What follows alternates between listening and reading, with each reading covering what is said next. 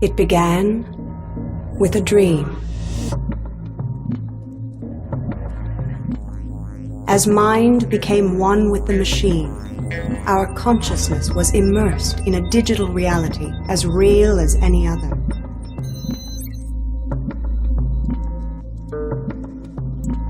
We struggled to keep spirit alive, but, saturated by media, we lost our ability to dream and longed for escape from the ravaged earth.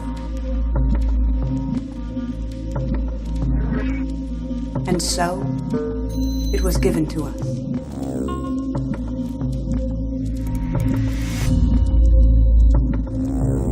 A portal into a world of designer dreams, crafted for our escape. All who could afford the delights of the virtual fulfilled their desires in a realm of endless possibilities. A new breed of performer was born, whose dreams would be the opiate for the masses. He was like a god walking amongst mere mortals.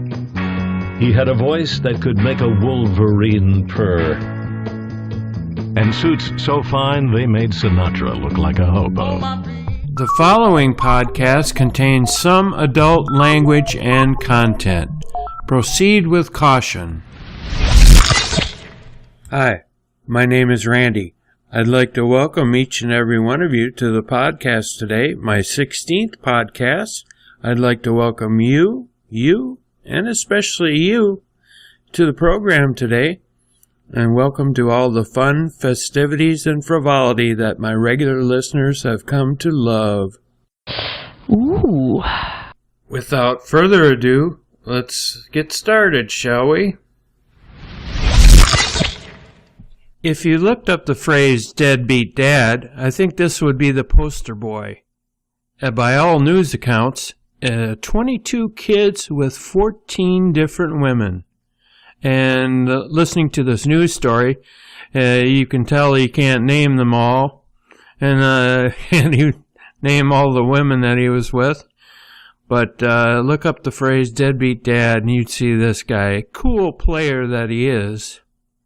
Are you a good father? If I wasn't, go in there and ask them, how many times have I ran? Every time they done call, I call. I come for anything. It doesn't matter. These are my kids we talking about right here. My siblings. Nobody else's. I understand, and that's why I wanted to ask you. You seem like a good guy. How many children do you have? Roughly 18. By how many mothers? 17. You can see why some people are going to say that's a little bit odd. Well, that'll be okay. They're my kids. I love my kids, and I can care less what anybody thinks about it. Are you able, and you have every right to have as many children. Are you able to pay child support? I can't pay no child support right now. They know I can't pay them no child support right now. Why do you think I'm out here mentoring and talking to kids and doing all this stuff? It's whatever it is, man. You get what I'm saying? Whatever. Do you think you'll have any more children? I mean, you're a young man. Don't want no more kids. I want to be fixed. I got kids right now that's 15, 16, and 17 years old. They're a mess. Yeah, let me ask you this. There's a lot of kids, and I don't want to put you on the spot, but can you name them all? Yeah, I can name them all. Give it a shot. Do you really want me to do this? Go ahead. Can you name a few of them? You said 17. Hey, look, all my boys' name is Orlando. One of my boys' name is Tyshawn. One of them is Orlando.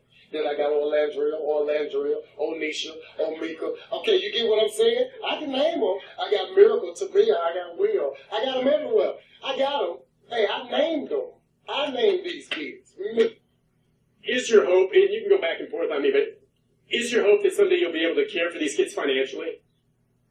To be honest with you, don't not come to a dreamer, but a dream. My thing is, I go everywhere looking for a job. Where am I going to get one at? With my Linkley record. Got a Linkley little record. I didn't even know you have a criminal record, and that makes it harder. Listen, got a criminal record. I got a criminal record, but I ain't worried about that, man. But I'm just hoping one day I get lucky, might scratch off the numbers or something. I play the hell out of Tennessee Lottery. I mean, I literally do. I play the number tickets, scratch off, or someday listen, maybe though, because I don't block my blessings. Somebody out there somewhere might be like, listen, this is a guy that has really changed his life. Somebody give me a chance. Are you able to have a relationship with any of the mothers at all? You can tell them. Yeah, they're not any of the mothers. No. Okay. Hey, listen, I have relationships with every last. I have relationships with every last one of them. Some of them are better than others, but we still communicate.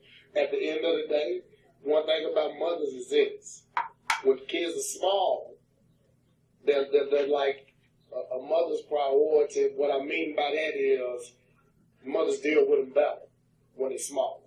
It's as if when they turn 10, 11, and 12, I really have to pull out the big guns. You get what I'm saying? But will you be there for them as the father? You have all these children. Kill me, or if I don't die in a car wreck, none of that, I'm here. But how do you father to that many children with that many women? It's hard to be in more than one place at once, isn't it? It's called cell phones. It's called pick them up. You got to have it. You got to have it worked out.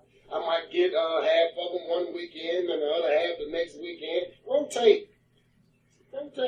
And I couldn't hold 18 kids in my little house at one time, but they down there. You're going to get snipped, but what about contraception? Was that just not an option for you? I was young, ambitious.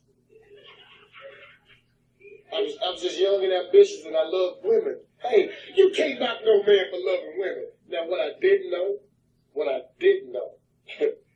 I turned 33, everything that I did from 16 to 18, it's biting me. It's biting me now. You're only 33. You're still a young man. Yeah. And the thing is, I look at you here. You're a handsome guy. Yeah. The ladies like you? The ladies love me. They don't like me. They love me. The ladies love me. They don't like me. But it's all good, though, man. Maybe one day I'll be all right. Okay, listen. Yes, 14 women and 22 kids. I think if I were that guy, I'd be sleeping with one eye open. I don't know how many of them are extremely angry over the no child support payments right now. But does Lorena Bobbitt bring back any memories? Here in the great state of Minnesota, it is finally June 15th, where I've heard some radio broadcasters say that's when the weather turns. So we get some nice temperatures and summer-like conditions. For the longest time this year, I think it was just gloom, doom, snow and cold. And now it looks like it's starting to turn the corner, where we can have a stretch of nice weather here. So it's time to get out and enjoy some sun, I think. Here's something that'll make you just go, I'm driving along and I see just one shoe. Why do I not see a pair of shoes? Just the one shoe. Something to just make you go,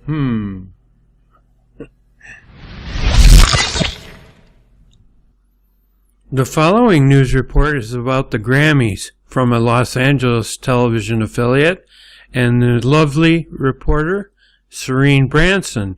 You may at first figure there's a medical emergency. Well, actually there is. It turns out she was suffering a migraine aura, which I had never heard about, really. I at first thought she'd had a stroke or something. But if you listen to the words, they are rather unique. Branson joins us in the studio this morning for her first live interview. Good to have you with us. I'm glad to be here, Erica. How are you feeling this morning? I'm feeling great. A little tired. This week's been a little exhausting, but I'm feeling like my old self again, finally. Which is great to hear. You first watched that video, which so many people have now watched, when you went back to work, back to KCBS. You sat there and watched it. Let's take a quick look at it again. Okay. CBS 2's Serene Branson is live at the Staples Center with highlights and backstage coverage we're seeing for the very first time. Serene. Well, a very, very heavy divertation tonight. We had a very Darrison fight. Let's go to Terrace Chase and look for the head of the pit. What's it like for you to watch that? I've seen it a couple times now. It's still troubling to see because I know what was going through my mind at that time. I was terrified. I was scared. I was confused. I didn't know what was going on. And you said you didn't know what was going on, but what were some of the other things that were going through your mind? Because you knew what you wanted to say. You had something planned. Right. Well, I knew something wasn't right as soon as I opened my mouth. I hadn't been feeling well a little bit before the live shot. I had a headache. My vision was very blurry. I knew something wasn't right, but I just thought I was tired. So when I opened my mouth, I thought, this is more than just being tired. Something is terribly wrong. I wanted to say Lady Antebellum swept the Grammys, and I could think of the words, but I could not. They weren't coming out properly. So immediately after that, they toss to your piece and they take that on the air. You're off the air. What happened next? I was swarmed by 3 photographers and the field producer, Carrie Maller. They sat me down immediately. I dropped the microphone. Right after that, my cheek went numb, my hand went numb, my right hand went numb, and I started to cry. I was scared. I didn't know what had gone on, and I was embarrassed and fearful. And they called the paramedics. They called the paramedics. Paramedics came. You didn't go to the hospital. I didn't. They checked my vitals. They checked my blood pressure, my temperature, said I was okay. They asked if I wanted to go to the hospital. At that point, it was late. I was scared, nervous, confused, exhausted, in an evening dress in the back of an ambulance. I said, I just want to go home. I just want to go home. So then you wake up the next morning. Right. And at what point did you realize how big this had become and how much speculation there was as to what had happened to you? I hadn't been on the internet. Obviously, I looked at my phone and it was inundated with phone calls. I spoke with my best friend in the morning, obviously my mother, and work immediately, but I spoke with my friend, and I didn't have any idea at that point because obviously work and my family were so concerned about my health at that point. But my friend said something about seeing it on the news, and I went, the news? And even at that point, I said, gosh, I hope it doesn't make it on YouTube. Too late. It was already there probably by that point. Yeah. And your parents had actually seen it happen. Yeah. My parents watch every night. I talked with my mother earlier in the day. She was excited to see how my hair looked that night after the Grammys. And I know she'd been watching, and she was terrified. But interestingly enough, I talked to her the next day, and she said, this is a condition that I think I may have had. So let's get you right to a neurologist and get you checked out. So you did. You got checked out. You found out it wasn't a stroke, though there had been much speculation that was in fact had happened. It was a severe migraine. Had you ever had a migraine before? No. I'd had headaches throughout my life, but never really what I would have called a migraine. And the doctor ran lots of tests. I saw some of the best doctors in the world, top neurologists and cardiologists. They ran tests for 3 days. I was there for 9 hours Monday, back for 9 hours the next day. And finally, they diagnosed me with migraine aura, which is much more serious than what people think of as a migraine. The words from her news report were so unique that they were set to music, auto-tune style. Let's give it a listen. Jake Benson attempts to translate Serene Branson's secret language into English and then remixes it. Well, a very, very heavy vertation tonight. We had a very Darrison, but let's go to Terrace and look for the bit, the head of the pit. Well, a very, very heavy vertation tonight. We had a very, very heavy vertation tonight. We had a very Darrison, bye. Let's go to Terrace and look for the very Darrison, bye. They have the pen.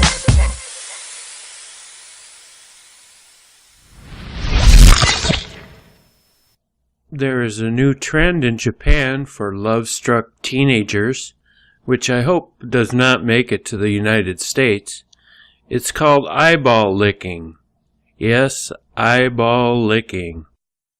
And right now I just have to say, ish. This news story comes to us from the UPI.com, United Press International. A strange practice called oculolinctus, also known as worming or eyeball licking, has become a popular display of affection for Japanese teenagers. But unfortunately, the erotic trend has doctors worried about potential negative side effects for young people. This is a dangerous practice, which has the potential to spread a great number of bacteria that reside in the mouth to the eye, resulting in bacterial infections such as conjunctivitis, cystitis, as well as abscesses involving the lids and eye socket, Dr. Robert Glatter told CBS.com on Friday. Teachers first noticed the craze taking off in Japan when students started wearing eye patches to hide the effects of various bacterial infections to school. One teacher caught the students in the act of eyeball licking. As an extension of acts like kissing and touching each other's bodies, they were licking each other's eyeballs. When Mr. Y asked them why they were doing such a thing, the male pupil said, "Because it's popular in our class. It's not just us two anyway. Everybody's doing it." Eyeball lickers are susceptible to eye chlamydia, according to Dr. Glatter. Chlamydia is a bacteria of particular concern which can be spread sexually and has the potential to lead to blindness if left untreated. Although its incidence is decreasing, it is always a concern in this setting, especially if there has been any genital contact. The trend that started with the Japan emo band Born, which featured eyeball licking in a music video. I didn't know that. It was featured in a music video. Whatever happened to just passing love notes in class or holding hands? But now it's turned to eyeball licking to show affection.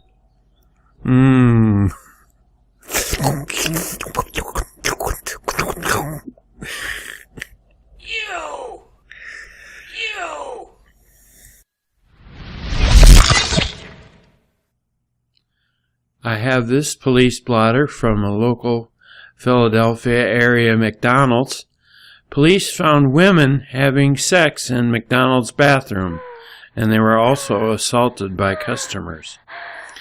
Customers at the Upper Darby McDonald's got upset last night when 2 women were allegedly found having sexual relations in the restroom. Things quickly got out of hand and police were called.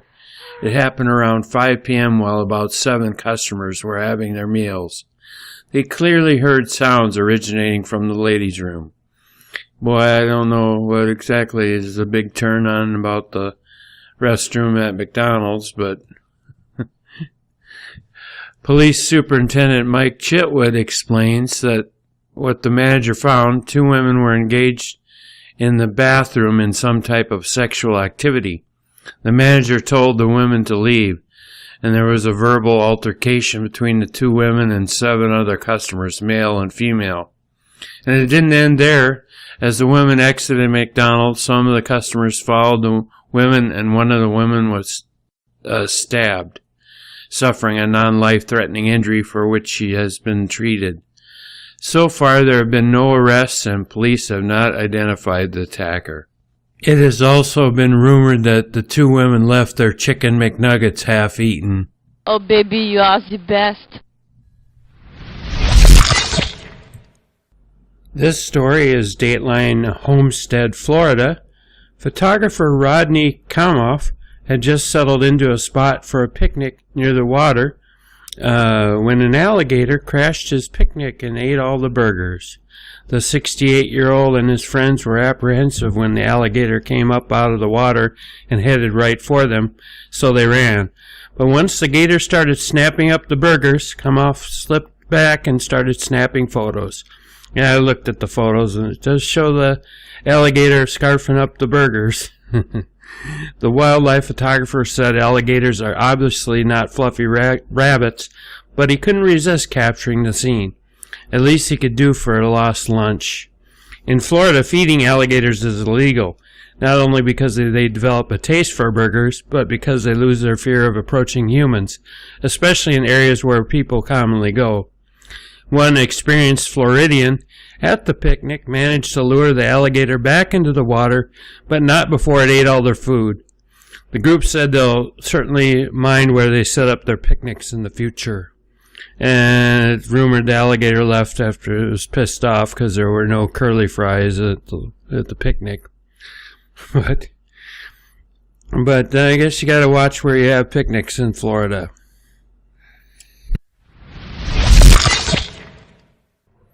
As an added podcast benefit, I have a train that frequently goes by my place quite regularly. I'm not that close, but close enough where I hear the train all the time. So if you hear some train noise in the background, that's what that is about. But I also have this story. Let's see. This is Dateline Austin, Texas, from the Associated Press. That police in Central Texas say a woman threw dog feces at a man, lobbed a rock at him, and then spat on him when he failed to pick up after his pet. Rebecca Trammell, 46, of Austin, was in custody Friday at the Travis County Jail on charges that included aggravated assault with a deadly weapon.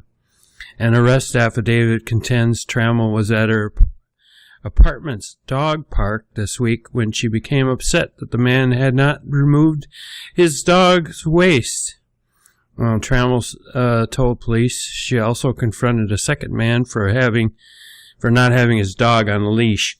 That man sustained a cut to his hand when Trammell allegedly grabbed the leash he was holding and pulled it toward her. Online jail records did not indicate an attorney for Trammell.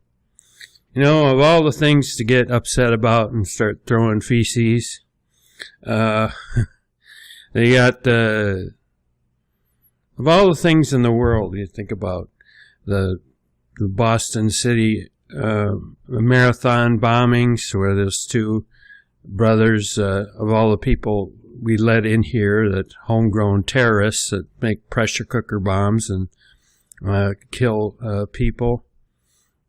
And also this guy, what's his name? Ariel Castro, a guy who kept 3 women locked up in his basement for 10 years. If anybody should receive the death penalty today, it should be that guy. But then again, you think about it and you wonder whether the guy should sit and rot in jail for the rest of his life. You think about that, and you think about those kids that were held hostage for 10 years, what it's like going back home. How strange it would feel, and how strange it would feel for the people who've already mourned their thinking that they had died. But all the things to worry about, Rebecca Trammell, that's not the worst thing in the world. And now you're facing some court time. Here's the question, why? Some people question, why do I do this? Well, it's because my background includes some kind of a adjacent training to that, mainly in television production, but I thought I'd give radio a try, even though not on a professional level where I actually get paid for it. See, I make no money from this, and that's one of my goals is to try to find a way to make money from this. So if you'd like to give a donation to this podcast, that's possible. You can email me, and you can find all that information on my blog. It's at randyms1.blogspot.com for that. And people ask me, why don't you do more podcasts? Well, I'd like to do a smaller number that I consider really good than doing one once a week where the quality is not up to par as far as being funny or interesting or what's interesting to me. And people also go, well, why should I listen to that? There's so many other things. Well, you can listen to them as well. And the one thing that's different about this is that I host it, and I do stories that are of interest to me. And even though you don't hear as many podcasts, as far as once a week or whatever, once daily with guests, and if you're not interested in the guests, then you find the podcast boring anyway. But hopefully some of these stories grab your attention, and for those who listen to this podcast. And I would like to thank everyone who's listened to it. I'd like to thank you, and especially you for listening to this program. And whether you listen by iPod, pad, or phone, laptop, desktop, MP3 player, Android phone, however you listen to it, thank you. And I wish you a happy ending tonight and a pleasant tomorrow. Bye-bye, folks. Until next time. Getting from there to here, it's been a long time, but my time is finally near, and I will see my dream come alive at last. I will touch the sky, and they're not gonna hold me down no more. No, they're not gonna change my mind, 'cause I've got faith of the heart, going where my heart will take me. I've got faith to believe I can do anything. I've got strength of the soul, no one's gonna bend or break me. I can reach any star. I've got faith, I've got faith into the heart.